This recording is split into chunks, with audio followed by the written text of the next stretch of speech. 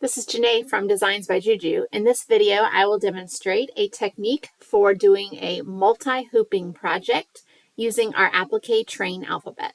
This alphabet comes with 57 design files. There is one file for each letter of the alphabet as pictured. There's a capital letter and a lowercase letter embedded inside a train car. We also include an engine and a caboose that you can use to start and finish your personalized train. Plus, there are 3 bonus empty cars that you can use if you want to make a train that's not personalized or if you want to customize it in another unique way. A coordinating number set is also included. A fill stitch version of both the alphabet and the number set is available for separate purchase. In this video, I'm going to focus on the applique alphabet. However, everything I talk about can be applied to both the applique numbers and the fill stitch alphabet and numbers. The rehooping technique I will demonstrate requires printing design templates. We include BX installation files with these fonts, so you can use Embrilliance software to print your templates. However, if you use a different embroidery program, continue watching this video for tips. You'll just apply it to the software you already own. I have already installed the BX files into Embrilliance. So when I click the A button to create a lettering object, remember the default text in the box is always a capital A, B, and C.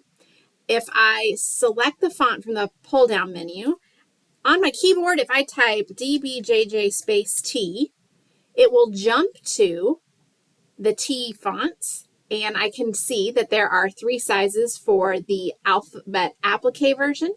There are 3 sizes for the fill stitch version of the alphabet, and then similarly 3 sizes for the numbers and 3 sizes for the filled numbers. Let's take a look at the 4-inch size train alphabet. When I click that, it'll automatically bring in the capital A, capital B, and capital C for the design files. And if I want to change the train, then I will simply type what I want. For the project you've already seen a preview image for, I used 3 initials for a little boy I know, C-A-P. He actually goes by Cap. Isn't that cute? And if I click enter, then it'll bring in those individual design files. Now, to actually make a train, I would like to have the engine and caboose as well. So the engine, caboose, and the 3 empty cars have been mapped to some punctuation symbols. You will want to type an exclamation point to get the engine, the @ sign to get this car, a pound sign to get the deep car, a $sign to get the flat car, and then a % sign to get the caboose. These are the punctuation symbols associated with the numbers 1, 2, 3, 4, and 5. We didn't use the numbers because there is a number set as well. So I chose punctuation symbols to map these 5 design files to the keyboard. So I go back over here. In order to get my cap train, I would need to type an exclamation point at the beginning and a % sign at the end. And now when I hit enter, all of the applique designs that I need are going to come into place. I can change the space on the space slider to kind of draw them in closer, but to actually get them to connect to each other, you may need to do some manual moving around. So if you click the green square inside one of the letters, you can just use your arrow keys on your keyboard to tap them to the left or right to get the files to overlap so you can get a good preview for your train. Now, I would use the BX files to help me determine the overall file size. So this train in the 4-inch size, if we look up here in the upper left-hand corner, we'll see that the height is about 4 inches. That's because the 4-inch size is determined by the height of the engine, and then everything else is scaled to match. So then when we add all these files together, the width is going to be about 15 inches. I actually decided to use a 5-inch size for this project. So if I switch to the 5-inch size, we'll see that now my file is about 5 inches tall and 18.5 inches wide. Let's say the project I was working on had to be smaller than 15 inches wide. That would be a sign that maybe I should switch to the fill stitch sizes. The smallest fill stitch option is 3 inches. And that's determined by, if we look at the engine, the width of this engine is 3 inches and everything else is scaled to match. So for the fill stitch size here, I can get that whole train to be under 10 inches. And so that all would fit in my 6x10 hoop in one hooping. Before I get too far, I want to share a few ideas or tips. So for example, you've already seen my example of a train using a child's 3 initials. We include lowercase letters, so you could create a train spelling out a full name. If that's too long, maybe you'd like to just use a single initial, like the letter G, or you could use the number set and create a train for a birthday project. Here's an example of a long name in the fill stitch size. This is using the 3-inch size, and it measures about 16 inches wide. Depending on the letter combination, you may end up with cars side by side that are identical to each other. And that's okay. One thing you could choose to do is to recolor them. So even though it's the same base train, they are using different colors. I will share tips for recoloring in just a moment. Let's go back to my little CAP train. I initially used the BX file to get a visualization for how big it's going to be and where the letters are going to be placed. I'm not going to use the BX file with all 5 applique designs joined together in one lettering object, because I'm going to need to print individual templates, because I'm going to have to hoop each letter separately. From here, there's a couple different things you could do. If you're running Embrilliance in Express mode for free, you're going to want to create 5 lettering objects for each letter. So for example, I'm going to just type an exclamation point and hit enter so that I can have the engine by itself, create another lettering object, type the letter C, and hit enter to have the C by itself, and so forth. So I have created 5 lettering objects. So I have the engine, the C, the A, the P, and the Caboose. And this is how you would do it if you are using Embrilliance in Express mode for free.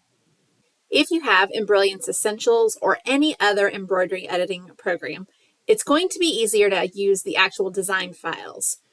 So I'm going to go to a new page here. And when you download the alphabet, you can find your preferred machine format. I'm going to stitch this on a baby lock machine, so I would use the PES files, open up the 5-inch size, and then select the Caboose, and holding down my control key, the engine, the capital A, the capital C, and the capital P. And then if I just drag and drop these into Embrilliance, they're all going to open up on my screen as individual letters. And then these opened up rotated because they're 5x7 designs to fit in the 5x7 hoop. So I would need to rotate this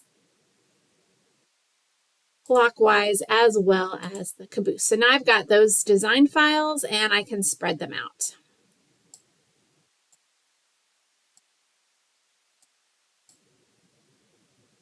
If you're using Embrilliance in Express mode, you're going to have 5 lettering objects. If you are using any other program, including Essentials, you'll probably just want to merge the individual design files together. The main reason I want them all on my screen at the same time at this point is because I want to recolor these designs. So you've already seen my finished product where I use red, orange, yellow, green, and blue. And so there are a couple coloring tips I want to give you. So first of all, let's look at the wheels. Right now, the wheels are this lavender color. If I right-click and select Change Color on Page, I can change that lavender to a dark gray, and it'll change it everywhere. You kind of get a preview image of that before you hit OK, and I like that.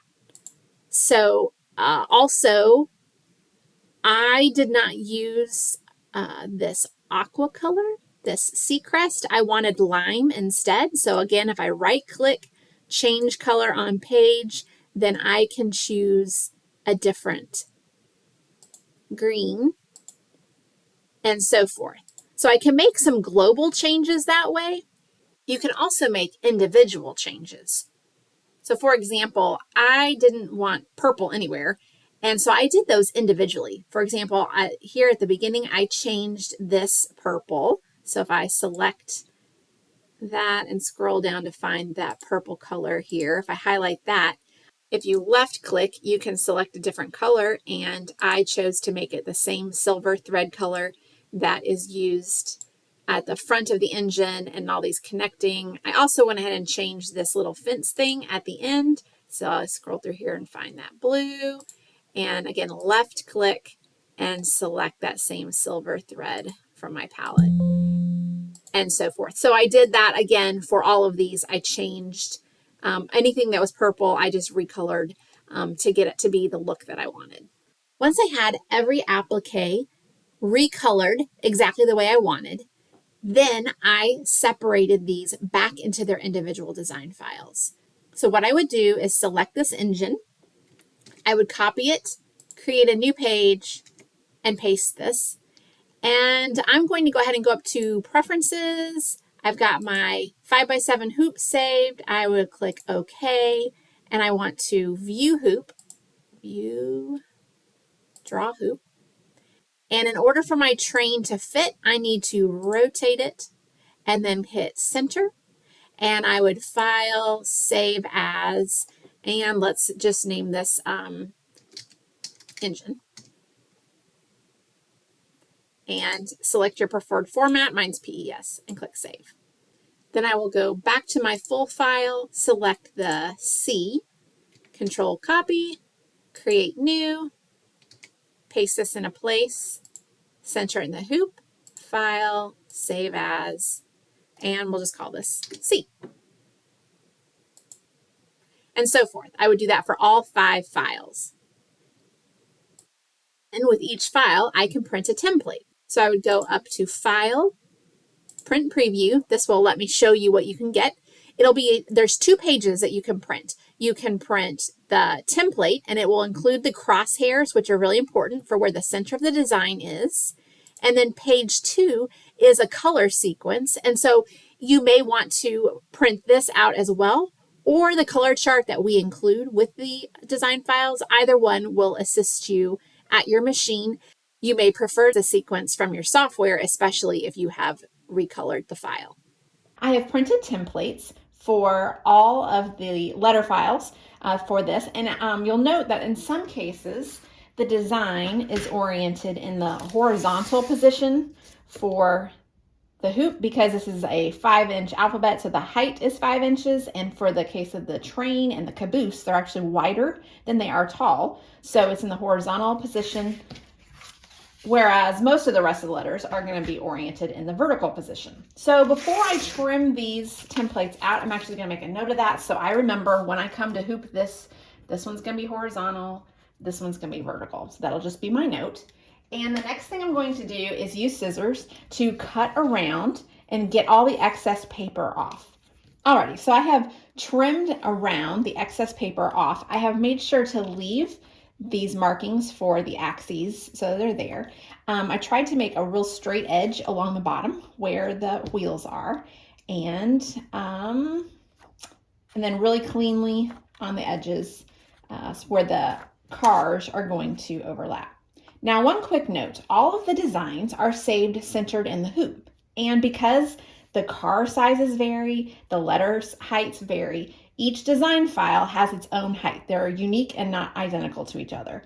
So when centered in the hoop, if we were to align the center lines for all of these designs, you're going to see that the wheels are not lined up with each other because this is a taller design file than these two.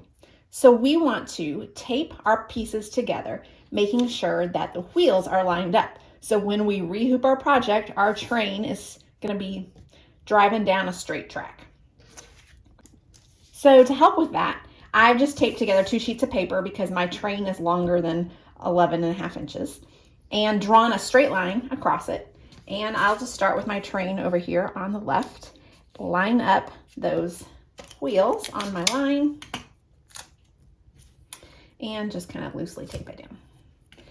Then grab the C, and what I want to do is when I stitch the next block, this will be stitched first, and then when I stitch this on top, I want the satin stitches to overlap this a little bit, because if I don't, my train's not going to be connected in my final project. So I will lay it down here so that it's overlapped and the wheels are aligned on the bottom, and loosely tape those together in place, and then just continue along my process. Again, that's overlapping that gray. And before I go too much farther, I'm gonna go ahead and just place the rest of them, the P and the Caboose. And one thing you'll notice that sometimes blocks may need to overlap a little bit more. So the case of the way these fit together, if I were to just barely overlap it, there's gonna be a bigger space between the C and A and the A and P. So I'm actually going to choose to overlap it a little bit more. And that's gonna vary by letter combination and car combination. So you'll just want to do it visually. There's no real science to this.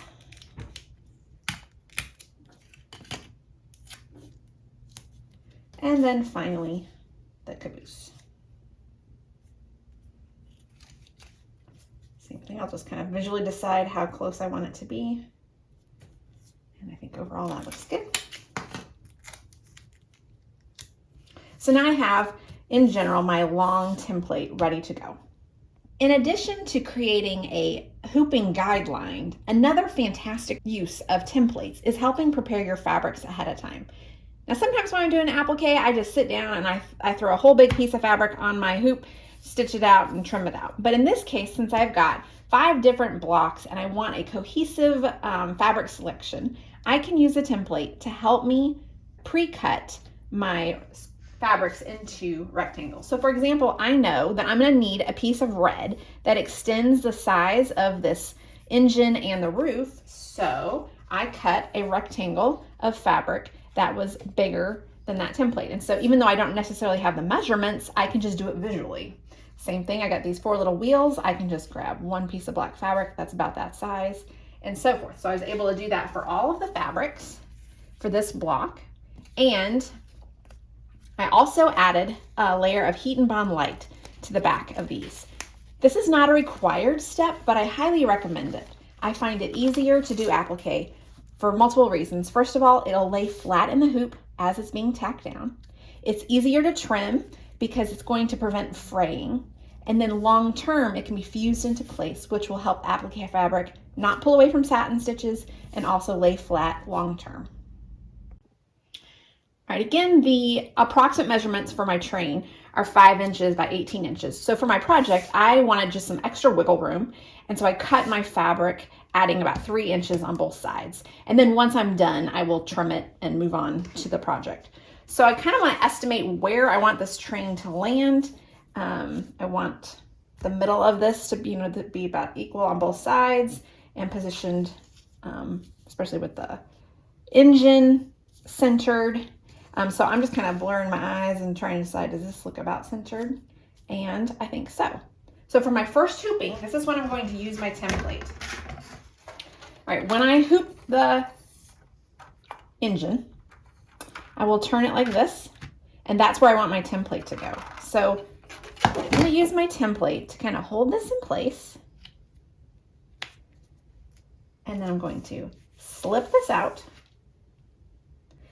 And maybe grab another ruler real quick, just to make sure that my first block is straight. I'm going to kind of line it up with my fabric and make sure that everything is square. That looks pretty good. Okay, great. I will use a water-soluble pen to mark these little dots.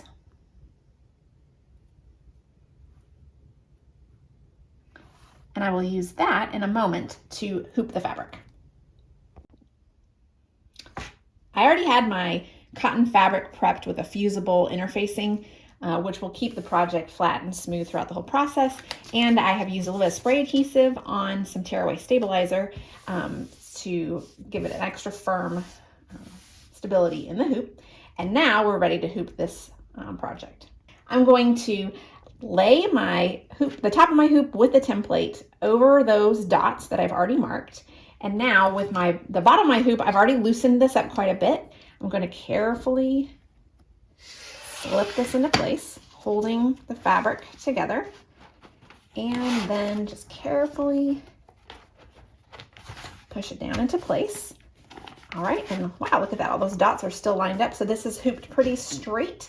And at this point I can pop out the template and tighten my hoop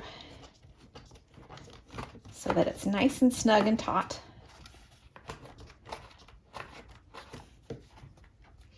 All right, we've got no puckering, tight as a drum. Lock that into place, and now we are ready to go to the machine.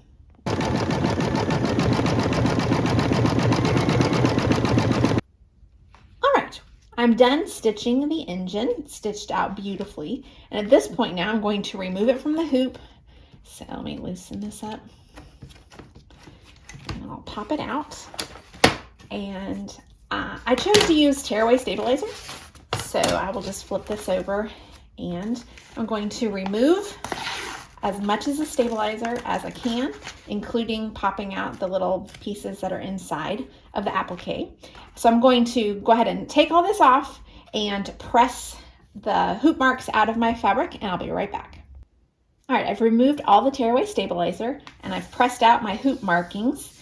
Now I'm going to compare this with my template and get ready to hoop the second letter. All right, so if I lay the train on here, we'll see that it did stitch exactly where I had wanted it to, and now it's time to hoop this so that I can stitch the next design. And what I'm going to actually do, I know I just taped all this down, but I am going to actually separate this out at this point in time. Because now that I've got the permanently stitched file, I need it to be sure to match up with that. I will lay the ruler down, lining up the bottom of the wheels, and then use my template to line up the bottom of the wheels, and also make sure that the satin stitches for this car are overlapping this little connecting bar.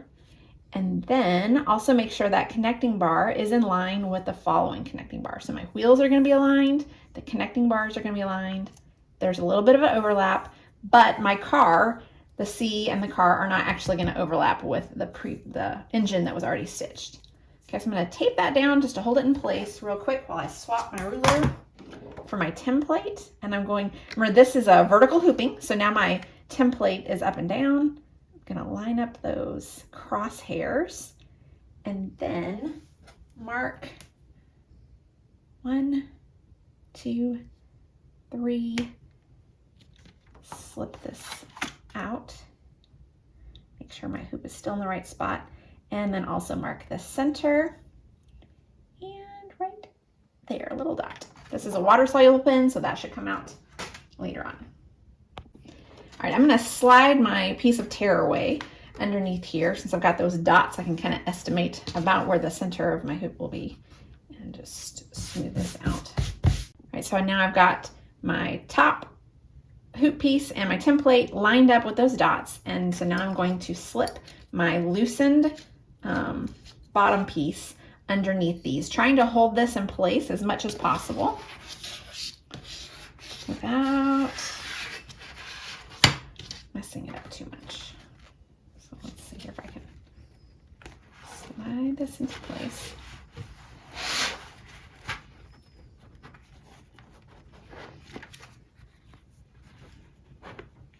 There we go. That looks perfect. All right, now we want to be careful as we tighten this. We do want it to be taut, but we also want to be just mindful of the fact that part of our embroidery is now in this hoop. All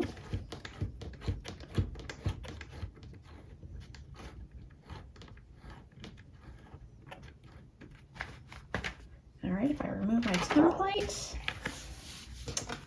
I'll tug on this just a little bit to make sure that it's nice and taut. And we are ready to go stitch the C right here. All right, we're at the machine. We're getting ready to do the applique C block, and it's going to start with all the placement and tack down stitches for the fabrics. And I have loaded a gray thread that I'm just going to use that general thread for all of these. The very first thing I need to do is see how well did I actually center my fabric. So I'm going to drop my needle, and I don't know if you can tell, but I'm a little bit off of my blue dot mark. So I need this to be perfectly aligned. I'm going to move my hoop just a little bit. Okay, now it is perfectly centered. So I can pull that out of the way. And the first fabric step is the letter C, but I'm going to advance to the fabric placement line for the car and just run a little bit of that to see if in fact it's going to overlap with what I've picked, because once I get started, I can't start over. So I want to just double check and make sure that my lining is good. So I'm going to advance by advancing thread colors to right here where it's going to stitch the car, and put my foot down and hit start.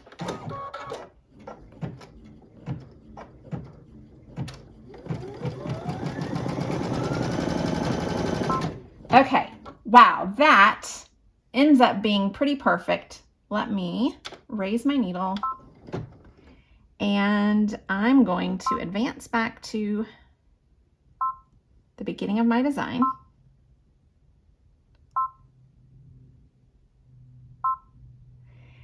Because the fabric placement line went right along that stitch line, which means the satin stitches that go on either side of them is just going to line it up perfectly. So my placement was good. That is good news. I'm going to use my scissors to trim.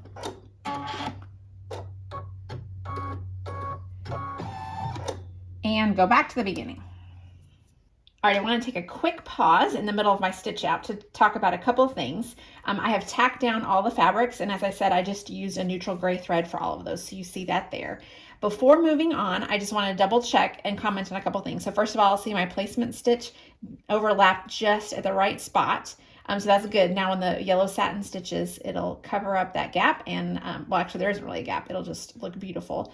Also, after you've trimmed out the tires, don't totally freak out yet if it looks like they're not aligned, because what's important, really the satin stitches are going to be wider than the fabric line. So if this line is in like the middle of the satin stitches, and same thing for the top, if it's in the middle of the satin stitches, then you probably did a good enough job that it's going to be fine when you're all done. It'll be pleasing to the eye. The other thing I'd recommend is if you happen to have a mini iron, go ahead and fuse these fabrics down.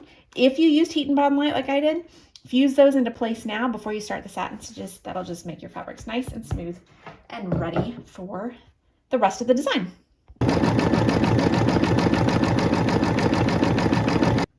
All right, so we have completed the second hooping of stitching the C car right next to the engine, and we're ready to continue to progress along with our project. Now, I could continue doing exactly what I did last time of aligning my A and then hooping it with my 5x7 hoop and stitch that, and then do the same thing with the P, and then do the same thing with the caboose. However, depending on which size of the alphabet you choose and your machine model and your maximum hoop sizes, you may be able to stitch multiple letters in one hooping. For example, my machine model has an 8x12 hoop, and so I could actually get the CAP all together in one hooping and not have to worry about this realignment project. If you don't have an 8x12 hoop, but you do have a 5x7, it's very possible that 2 letters would fit in one hooping. Even though this is the 5-inch size of the alphabet and the engine all by itself fills a 5x7 hoop, the A and the P combined together, if we look up here, could fit in a 5x7 hooping by itself. So let me copy those two together, create a new page, and I'm going to double click this hoop button at the hoop statement at the bottom to go ahead and rotate this so I can see what it looks like. I will paste these into place. I'm going to move the P file over. Let me just click just the P so that it overlaps. I can select both items, and I want to come up here to the aligned button and click bottoms and apply. That will make sure that my wheels are perfectly aligned on the bottom. I will click close. And if I like the way that these are positioned, I actually might go ahead and nudge that to the left just a little bit more, but once I have them positioned where I want, I can select both items, center and hoop, go to File, Save As, and name this AP. Click Save and print that template. Now, I did not choose to do so, but in Essentials or any other embroidery editing program, you can do a color sort in order to minimize your thread changes at the machine. You could also rearrange the stitch order so that all of the placement and tack down stitches for both the A and P designs were at the very beginning. Again, I didn't choose to do this, and if you are using Embrilliance in Express mode, that feature will not be available to you anyway. All right, so I have printed my template where my A and P are already merged together side by side, and I will trim this out to lay down and figure out where exactly I need to hoop this. I'm going to line my ruler up with the edge of my fabric, making sure that the wheels are aligned, and then do the same thing with this template, line up my wheels and make sure that the satin stitches just overlap the satin stitches for this, and then visually making sure that these gray bars are all in line with each other. And if that's the case, then I am going to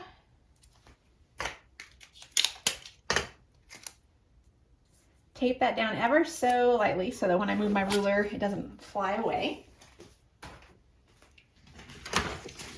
Now this is going to end up being a horizontal hooping, and if I want to hoop it like this, I want my template in this position. So I lay my template over, line up those grid lines, and then let's grab the water-soluble pen, mark my dots. Oh wow, look at that. It's right there in the middle of that orange dot. I'm not even going to bother marking that. I'll just remember. Pull that out and make sure it's still aligned to get my center dot. All right, so now I will again layer this, put a little bit of tearaway stabilizer, and go through the process of hooping it and making sure my center dot is aligned with my needle before I hit start on the design file. I am working on the caboose. I'm almost done with this multi-hooping project, and I have tacked down the red fabric. I've run the placement stitch for the windows, and I noticed that when I lay my yellow fabric over the red, there's some shadowing appearing. And so it's not the bright yellow. I don't know if you can tell. I can tell in person. When it's against white, it's this bright yellow, but with red underneath, it kind of dulls it out. So what I'm going to do before tacking down the yellow is I'm going to use a seam ripper to kind of get a little hole started, and then I'm going to trim out the red from these windows before I tack down the yellow fabric.